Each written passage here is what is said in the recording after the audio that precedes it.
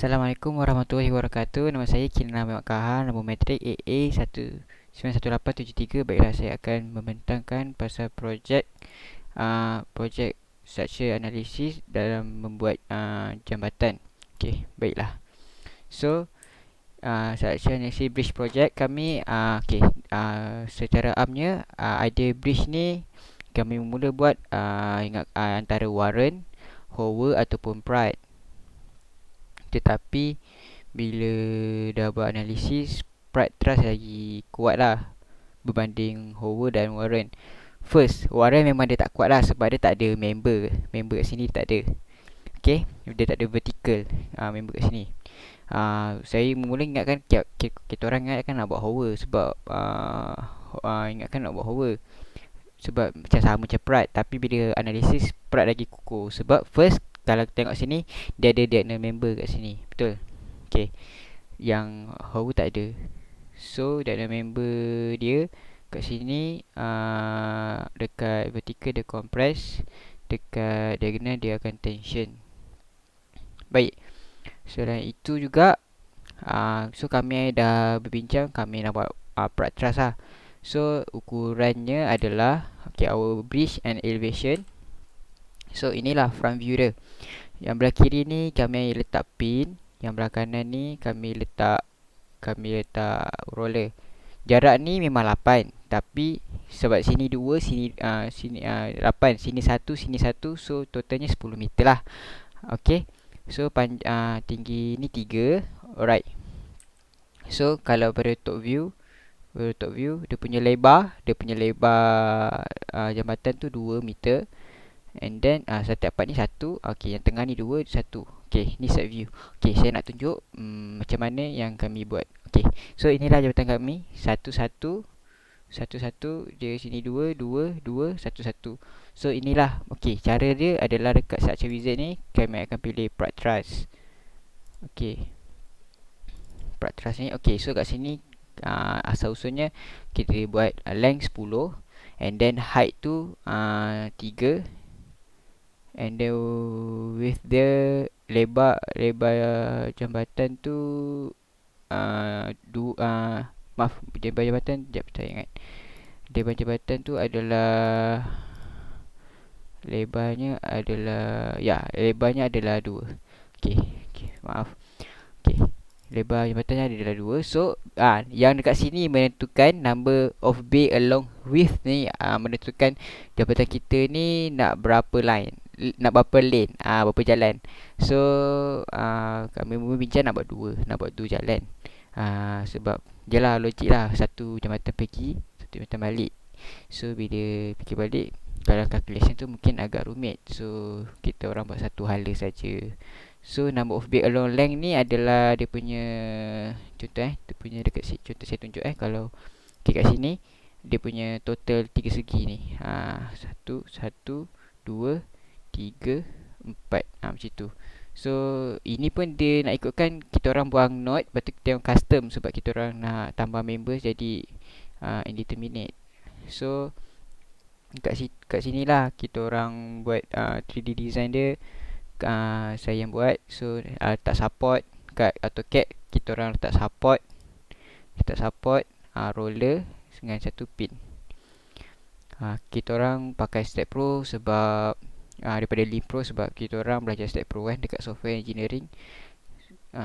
So kita orang terus pun kata ilhamkan, kita orang pernah buat dekat Step Pro tu, kita orang terus buat dekat Step Pro untuk analisis, berbanding Lean Pro. So begitulah dia punya idea dia, design 3D nya. Asal usulnya yang number of bay along tu, daripada situlah nak tengok dia punya lane ni. Kalau 2 lane maknanya ada 2 lah. Sekejap besarkan. Kalau number of bay tu kita orang letak 2 jalan, so kat sini 2, macam itulah. Tapi nak buat satu jalan je, satu hala je. So tu yang buat satu hala, nak buat satu halanya. So ini je lah lukisan dia. Ini top view, ni side view. Okay, ini front view dia. Dan tadi tu adalah 3D dia, 3D punya lukisan.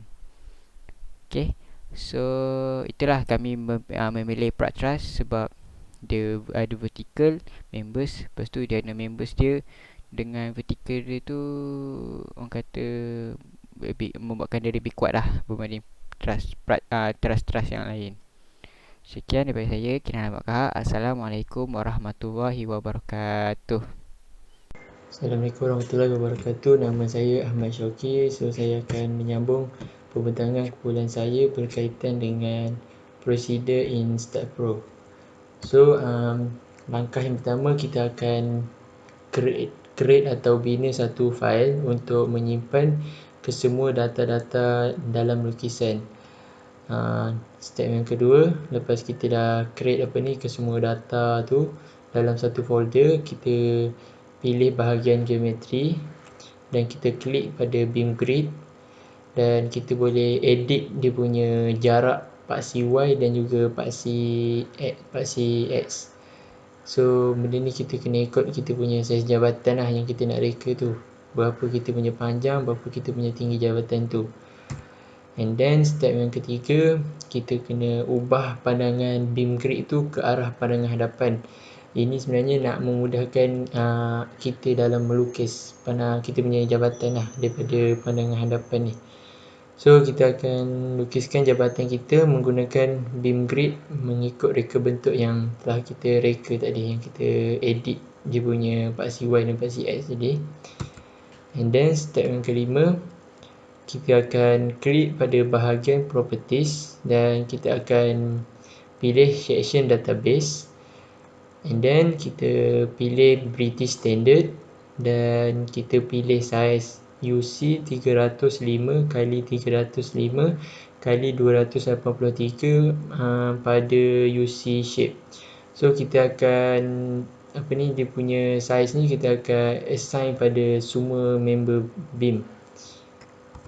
And then step seterusnya, kita pilih ni step untuk assign size tadi tu pada semua beam. Kita kena pilih use cursor to assign, and then kita klik pada butang assign dan kita klik pada semua beam. Kalau kita tengok dalam gambar ni, semua yang warna merah ni kita dah assign. And then step yang ke-10, kita akan tentukan dia punya support. So kita pilih bahagian support dan kita klik pada butang create dan dia akan keluar macam ini. So dalam kita punya jabatan kita akan ada dua support. Yang pertama support pin dan yang kedua pula support roller. So untuk support pin ni, kita pilih pin dan kita tekan button add. Lepas tu untuk yang support roller, kita kena pilih fix bar dan kita kena releasekan semua force pada paksi yang kita tak guna. So kalau kita nak gambar ni, kita releasekan paksi Fs, paksi Fz, Ms, My dan Mz. So kita tinggalkan Fy je sebab roller kan dia ada satu paksi je, iaitu pada paksi Y. And then step seterusnya, kita nak assignkan support yang kita dah pilih tadi. So kita tekan dekat support yang kita pilih tadi, and then kita pilih use cursor to assign, dan kita assign pada kawasan yang kita nak letakkan support tadi. Lepas tu samalah kita ulang langkah tadi untuk support yang lain pula, iaitu support roller. And then step seterusnya, kita akan meletakkan loading ataupun force pada jabatan kita. So untuk buat ni, kita kena pilih bahagian loading, kita pilih load case detail, lepas tu kita klik button add, and then kita pilih loading type, kita pilih untuk date dulu. Lepas tu kita namakan kita punya ni sebagai date load. Kemudian kita tekan add dan kita close. Lepas tu kita ulang sekali lagi prosedur yang sama, tetapi kita gunakan jenis loading type yang lain, iaitu loading live. Lepas tu kita namakan juga dia punya pada ruang title tu ni live load. And then seterusnya kita nak letakkan save weight pada bawah date live ni. kita klik pada button date live yang kita dah create tadi, and then kita klik pada butang add dan kita pilih save weight, dan kita klik pada butang add dan kita close. Seterusnya kita nak assignkan save weight tu untuk bahagian date load. Kita just klik pada button assign to view, and then kita klik assign. So nanti akan keluar satu message pop up, kita klik yes, dan dia akan assign pada semua jabatan tu save weight, iaitu date load. Dan step seterusnya untuk live load pula, kita nak add uniform force, iaitu di sepanjang garisan horizontal jawatan. So untuk add uniform force ni, kita klik pada live load dan kita klik pada button add dan kita pilih member load, dan and then kita pilih uniform force dan kita masukkan berapa nilai uniform yang kita nak letak. So untuk jabatan kumpulan kita orang letak 1.96 kN per meter.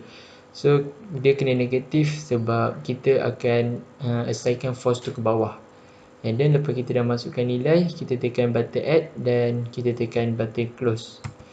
Dan step seterusnya macam biasa, kita nak assignkan kita punya force tadi dekat jabatan kita. Kita klik pada kita punya uniform force tadi tu yang berada di bawah live load tu, and then kita klik pada use cursor to assign, and kita assign, kita tekan button assign dan kita assign pada kawasan yang kita nak letakkan uniform force tu. So kalau dah tengok dalam gambar ni, saya dah sediakan step 1, step 2, step 3 dan step 4. And then step seterusnya untuk kita analisis kita punya jabatan ni, kita akan klik pada bahagian analisis dan kemudian kita akan klik pada butang define command. So bila kita klik pada butang define command tu, dia akan keluar ni lah, message pop up macam ini. So kita klik butang add dan kita klik close, and then kita juga akan tekan button post analysis command macam kat gambar atas ni, and then kita akan klik define command dan kita akan add join replacement. Kita akan add elemen-elemen lain seperti member force dan support reaction. So untuk elemen lain ni seperti member force dan support ni, kita kena buat satu-satu lah. Mula kita buat member force, kita pilih member force tu, lepas tu kita add, kita close, lepas tu kita ulang balik step yang sama tapi untuk elemen lain. And then step yang seterusnya untuk kita assignkan elemen-elemen yang kita nak analisis tadi. So kita klik pada join replacement atau mana-mana elemen yang kita pilih tadi. Kita pilih assign to view dan kita assign. Nanti ada satu message pop up keluar, kita tekan button yes. And then kita ulang balik step yang sama, step yang ke-34 ni untuk elemen lain seperti member force, support reaction atau member stress. And then proses yang akhir sekali, kita akan run analysis dan kita akan dapat lihat, kita akan dapat tengok sama ada kita punya lukisan ni ada warning ke, ada note ke atau ada error. So kalau kita punya lukisan okey, error tu akan keluar kosong, warning akan keluar kosong dan note pun akan keluar kosong, dan kita boleh terus proceed kita punya lukisan pada post processing, dan kita akan pilih pada bahagian report dan kita boleh tengok data-data yang kita perlukan. Okey, itu saja daripada saya. Ya, Assalamualaikum. Nama saya Nurul Aisyah Muhammad Fazli Azwar. Nombor metrik adalah AA 191810. So, saya akan menerangkan tentang manual calculation. Okey, berdasarkan result analisis yang kami dapat daripada State Pro, external force per action untuk node 2 iaitu node B, pin support, kami dapat 7.840. Untuk support di node 7 iaitu node G dan ia merupakan support roller, kami mendapat 7.840. Dan di sini menunjukkan result beam yang kami ambil daripada axial force result. Okay, untuk menentukan jenis rekaan jabatan kami, saya menggunakan formula M tambah R sama dengan 2J dan mendapati bahawa jambatan rekaan kami dalam keadaan statically determinate. Untuk pengiraan external force, saya menggunakan equilibrium equation dan untuk internal force, saya menggunakan inspection method. Okay, Assalamualaikum warahmatullahi wabarakatuh. Nama saya Izzat Irfan bin Ismail. Jadi saya akan menerangkan tentang recommendation ataupun cadangan untuk meningkatkan lagi macam mana untuk meningkatkan lagi jambatan untuk lebih kukuh. So jadi dekat sini yang pertama adalah replacing existing deck with a lighter system. Maksudnya menggantikan permukaan yang sedia ada tu dengan light system. Ya, maksudnya dengan yang bahan yang lebih ringan lah. So jambatan tu perlu dinaik tarafkan dengan tambahan 25% kapasiti dan bermakna semua elemen perlu dipergunakan dengan steel plate ataupun plat keluli tambahan. Okay, dan menambah steel plate pada bawah jambatan secara mendatar ataupun bersilang. Cara tersebut boleh menggunakan kaedah kimpalan ataupun dipanggil welding untuk menghubungkan dengan anggota jambatan yang sedia ada. Jadi gantikan tapak konkrit bertulang reinforced concrete slab yang sedia ada dengan light system, iaitu sistem yang lebih ringan seperti keluli ortopik ataupun dalam bahasa Inggeris dia orthopic steel decks. So oleh itu ia dapat mengurangkan lagi safe weight jambatan tersebut.